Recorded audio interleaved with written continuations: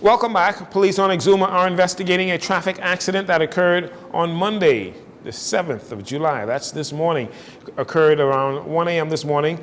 A 22-year-old male losing his life, according to the initial reports. Shortly after 1 a.m., officers responded to a collision involving two vehicles in the Farmers Hill area. On arrival, they found an unresponsive male motorcyclist with visible injuries lying on the ground. Medical personnel attended the scene and found no signs of life. The other party involved remained on the scene. Just over 12 hours earlier, right here on New Providence, police were left to investigate a traffic accident that occurred on Saturday, which claimed the life of a 54-year-old male. According to the initial reports, it was shortly after 11:45 p.m. when officers responded to a collision involving a vehicle on St. Vincent Road. On arrival, they observed a vehicle that had collided with a building and an unresponsive male with visible injuries lying outside that vehicle. It is alleged that the man believed to be the driver exited the vehicle following the collision, the initial collision. He began walking and was subsequently struck by another vehicle which did not remain at the scene.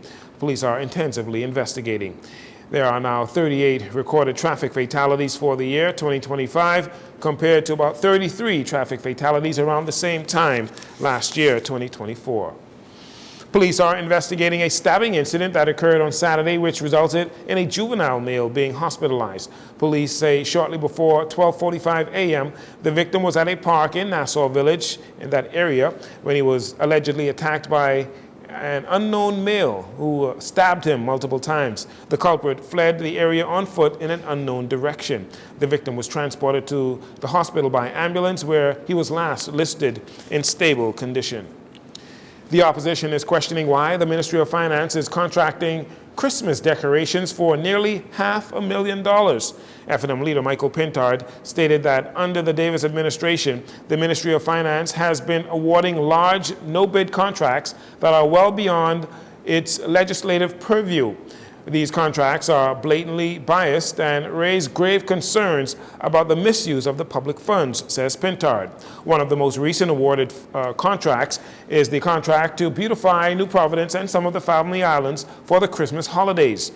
Pintard said when the Ministry of Finance functions less like a watchdog and more like a private ATM for a hand few or a hand-chosen few, you know the system is broken, he says. In response, the government said in a statement that the contract was awarded to provide Christmas lighting and other decorations for New Providence and the Family Islands to create the festive atmosphere for residents and tourists, which will help support local vendors. The government rejected the opposition's assertion that there is some sort of scandal behind the awarding of the Christmas decoration contracts. However, in addition to the Christmas decorations, Mr. Pintard said contracts totaling some $369 million have been awarded directly, many of which he said completely violate the Public Procurement Act of 2023.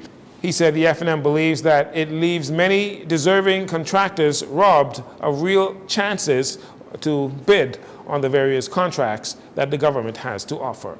And finally, the PLP chairman, Fred Mitchell, the minister responsible for the Foreign Service, once again finding himself on the defense following comments made on social media. However, this time he is not defending himself or the Davis administration as so much, but the Royal Bahamas Defense Force. Popular community activist Kai Mills from Abaco reportedly criticized the Royal Bahamas Defense Force, claiming they are ineffective in stopping human smuggling operations after a group of 64 Haitian migrants were apprehended in a cabin cruiser type vessel near the hole in the wall off Abaco on Sunday, June 22nd.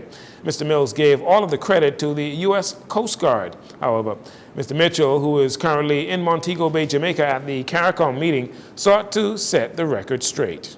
Then up in Abaco, a well-known citizen video note man was saying that thank God for the U.S. Coast Guard for catching 64 non-nationals as they were trying to get into the Bahamas. You want to know the truth? The RBDF and the U.S. Coast Guard were in a joint operation to track these people from the time they left Haiti.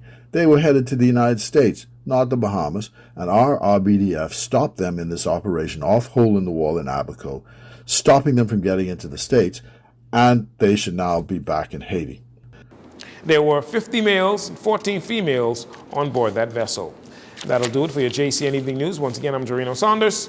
Thank you so much for joining us.